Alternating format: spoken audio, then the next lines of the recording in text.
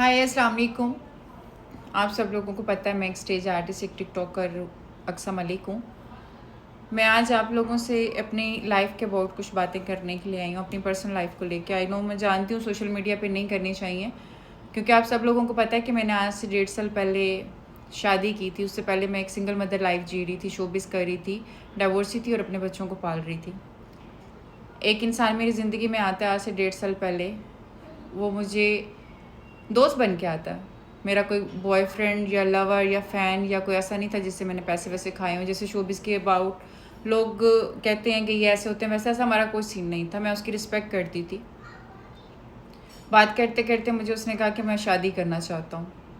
मैंने उससे बोला कि मैं शादी नहीं कर सकती, क्योंकि मेरे ऊपर मेरे बच्चों की रिस्पॉन्सिबिलिटी है, मेरी मदर की ट्रीटमेंट, मेरी फैमिली में सब, मेरे ऊपर बहुत सारे लोगों की रिस्पॉन्सिबिलिटी है। मैं शादी नहीं कर सकती क्योंकि मैं शोबिज़ नहीं छोड़ सकती और मेरी कमाई का यही एक ज़रिया है। तुम मुझे अफोर्ड नहीं कर पाओगे, क्योंकि मुझे उसने अपने बारे में बोला था कि मैं एक स्टूडेंट हूँ। मुझे मेरा बाबा पॉकेट मनी देता है 50,000 महीना, और अभी मैं कुछ टाइम के बाद यूके स्टडी के लिए जा रहा हूँ। जब 4-5 साल बाद मैं पढ़ के स्टडी करके वापस आ जाऊँगा तो मैं पूरी दुनिया के सामने तुम्हें इज़्ज़त से घर बैठाऊँगा, इस तरह के ख्वाब दिखा के उससे मुझे शादी के लिए प्रपोज़ किया, लेकिन मैंने मना कर दिया। उसके बाद उसने इमोशनली मुझे ब्लैकमेल करना शुरू कर दिया, टॉर्चर करना शुरू कर दिया, मनाना शुरू कर दिया। फिर कुछ टाइम के बाद मुझे पता चलता है कि वो ना मैरिड है, क्योंकि मुझे उसने बोला अनमैरिड हूँ। तो उसके बाद उसने मुझे उस पर एक स्टोरी सुनाई, वो ऐसी सुनाई कि मैं मानने के अलावा कुछ कर भी नहीं सकती थी। वो स्टोरी उसने कुरान पाक पे हाथ रख के सुनाई। मैंने खैर ट्रस्ट किया और मैंने शादी की। मैंने शादी की तब तक मुझे यही पता था कि ये स्टूडेंट ही है। इवन कि मैंने शादी का जोड़ा भी अपने एटीएम से लिया। मुझे पता था कि ये बंदा मुझे 1 रुपया भी नहीं देगा और मैं खुद कमाऊँगी, खुद अपनी लाइफ जीऊँगी। लेकिन मैंने उसको इसलिए चुना क्योंकि वो ये कहता था कि वो मुझसे प्यार करता है, वो मुझसे शादी करना चाहता है, वो मेरे बगैर नहीं रह सकता, वो मुझे एक इज़्ज़त की ज़िंदगी देना चाहता है। तो मैंने सोचा कोई बात नहीं, आज ये खाली जेब है, ज़िंदगी के 5-7 साल कमा के जब स्ट्रगल करके कुछ बन जाएगा तो मेरी इस वफ़ा को याद रखेगा कि इसने एक खाली जेब इंसान को एक्सेप्ट किया, 5-7 साल बैठ के इंतज़ार किया और मेरी लॉयल रही। अगर मैं डिज़र्व करती होंगी तो मुझे एक अच्छा हमसफ़र मिल जाएगा। उस पे जाके मैंने शादी कर ली। शादी के बाद मुझे पता चला कि वो जो भी उसने स्टोरी सुनाई वो सब झूठ थी। शादी के 1 महीने बाद मुझे पता चला। मैंने फ़ौरन से खुला दायर कर दी कि कल के रोने को बेहतर है कि मैं आज रो लूँगी। उसके बाद 1-1.5 महीना हम लोगों के बीच में वो सब चला।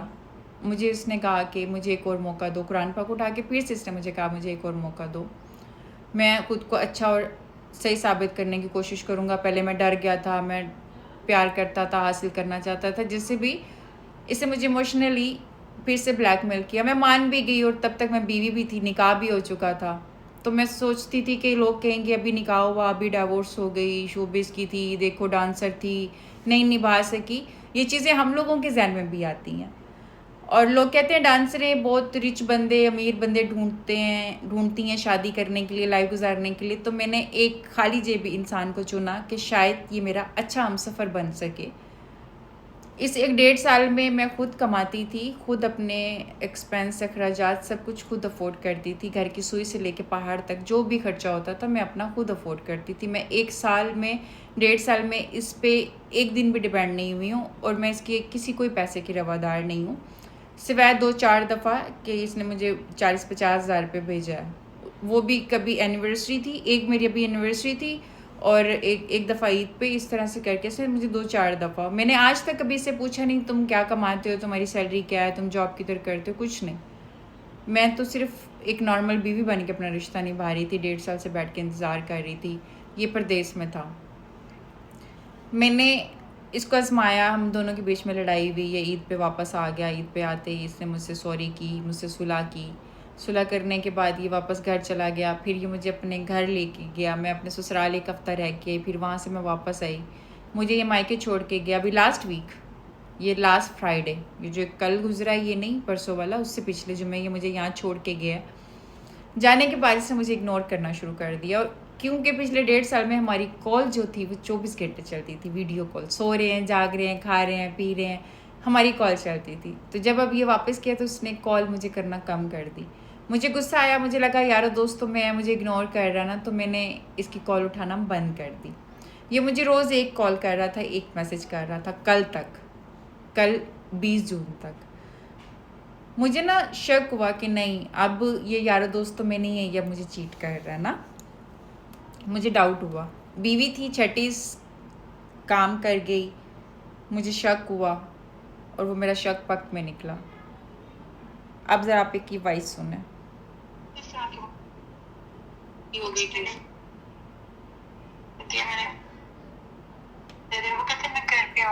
نہیں وہ گھر پہ تو نہیں ہے. نہیں تمہیں ہو گیا کہ نہیں تمہیں ابھی اسٹل وہ یہی کہہ رہے کہ میں نے اس کو ڈائیورس کر دی ہے. ہاں ڈائیورس کر دیا میں نے. میرا 1.5 مہینے سے اس کے ساتھ کوئی رابطہ نہیں ہے. 1.5 مہینے سے میرے سے کوئی رابطہ نہیں. قسمیں کھا رہا ہے وہ، کہتے قسم سے میرا کوئی رابطہ نہیں ہے. اب اس کی کال آ رہی ہے یار، میں اس کو بلاک کر دوں. تم اس کی کال مجھے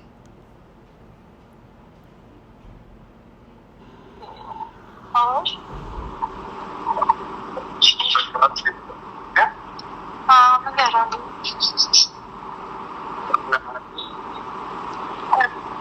کس چیز کا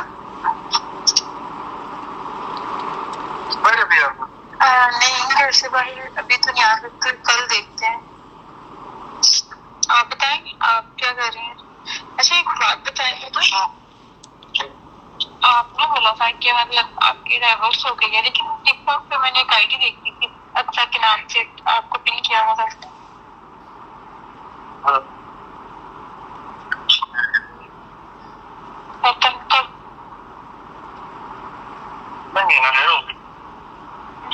لیکن آپ کی تو لو میرج تھی.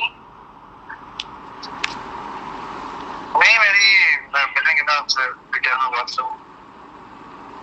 صحیح ہے.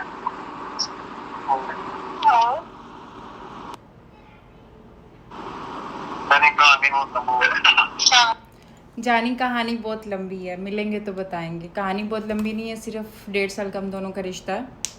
میرا ویڈیو بنانے کا مقصد یہ ہے کہ ایک وہ بھی سن لے. یہ سب اس کا کل افیئر سامنے آنے کے بعد میں نے اس کو کال کی، اس نے میری کال نہیں اٹھائی.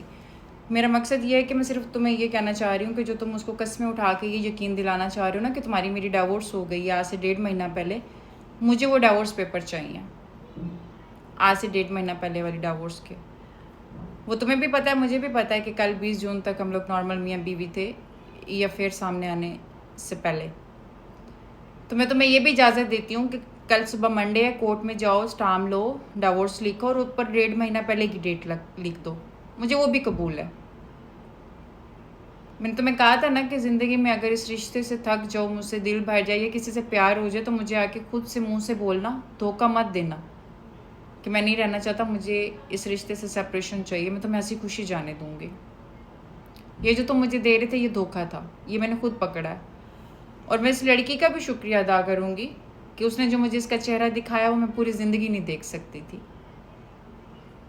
میرا تم سے بس صرف اتنا مطالبہ ہے کہ جو تم قسمیں اٹھا کے اس کو یقین دلا رہے ہو کہ 1.5 مہینہ پہلے تم نے مجھے ڈائیورس دے دی ہے، وہ مجھے کل کے دن میں وہ ڈائیورس پیپر بھیج دو. اتنی ہمت کرو. مجھے کم سے کم کورٹ میں جا کے خلا کا کیس دائر کر کے خلا نہ لینی پڑے، کیونکہ میں صرف اب ایک ہی عدالت میں پیش ہونا چاہتی ہوں اور وہ اللہ کی عدالت میں پیش ہونا چاہتی ہوں. میرے ساتھ رشتہ قرآن پاک کو گواہ کر کے، اللہ کو حاضر ناظر رکھ کے اور یقین دلا کے بنایا تھا، اور میرا وکیل بھی اب اللہ ہے، وہ فیصلہ کرے گا. میں مکافات عمل کا انتظار کروں گی. اور اس سے پہلے تم سچ میں ایک مرد ہو نا، ایک عورت کو قسمیں اٹھا کے یقین دلا رہے ہو کہ مجھے طلاق دے دی ہے، تو کل کے دن میں مجھے طلاق لکھ کے بھیج دو. تم وہ ایک ثابت کر دو کہ تم سچ میں ایک مرد ہو. اپنی بیوی کو جس کو تم ایک عورت کے سامنے ایکسیپٹ نہیں کر سکتے ہو، اس کو طلاق لکھ کے بھیج دو تاکہ میں پوری دنیا کو بتا سکوں کہ میں تمہاری بیوی نہیں ہوں، مجھے طلاق ہو گئی ہے.